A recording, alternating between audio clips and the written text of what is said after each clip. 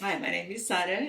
Yeah, I think I arrived here with some ideas of what I wanted to get out of the space, but I think being in the space, it's triggering other ideas. I saw it a little bit as a continuation to what I had done at Tanqua Artscape earlier this year. Um, but I suppose I thought I was going to remove the human element altogether and just focus on nature, and I'm still doing a lot of that.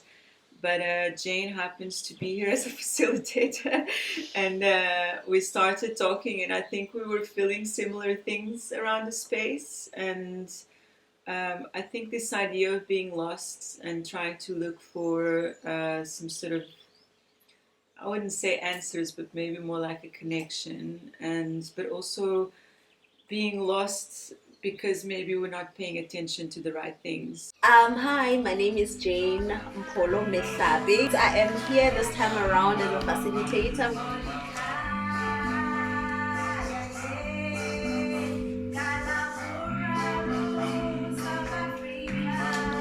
So Jane wrote a poem, and we actually, I think, as I was reading the poem, which is now translated to Sesotho as well, I think as I was reading the poem, a lot of the images were really kind of images that I was imagining. So what she was writing, I was like seeing, which I think is why it kind of makes sense to bring the two things together. So the poem can be maybe simplified, and some of the things can be expressed through imagery, and some of the things can be expressed through words, and adds another complexity to the work as well. Seemed to have quite similar ideas, and I really love how abstract she is in her thinking.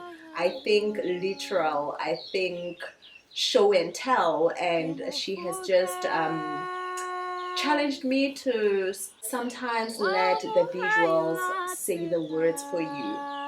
Literally telling the same story that I had in my mind, but in just a more fabulous way.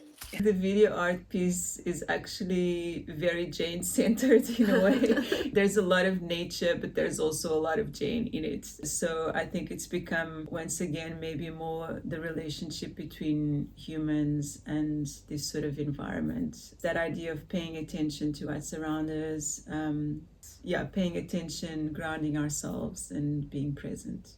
Yeah. We were kind of brainstorming and me getting a sense of what she wanted to do. We realized that at this particular time, we are thinking of the same themes, and so it made sense that we would collaborate together instead of doing different things.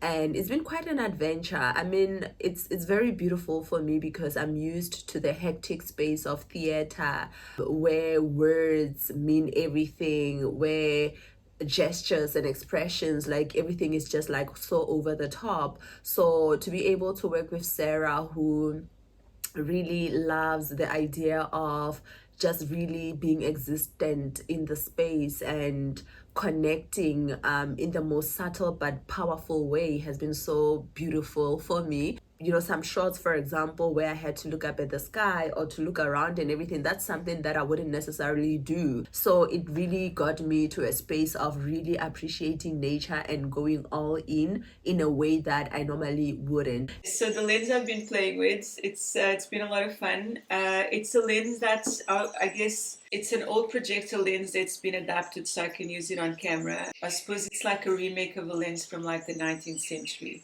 So it really has like this sort of, just old school look. But what it does is it creates this sort of swirl around the image. So with nature, it kind of feels like you kind of almost becoming part of it.